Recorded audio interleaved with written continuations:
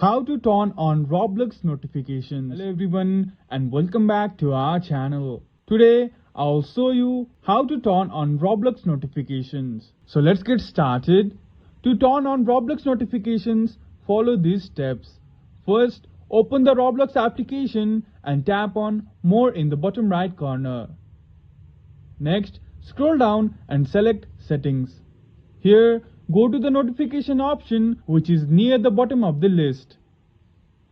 If your iOS notifications are turned off, click on Enable Notifications. You can also choose to receive mobile push notifications by selecting the type of notifications you want.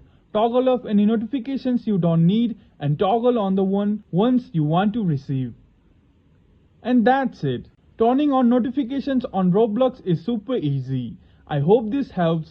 If you found this useful, please like and subscribe to our channel. Thank you for watching and we will see you again in the next video.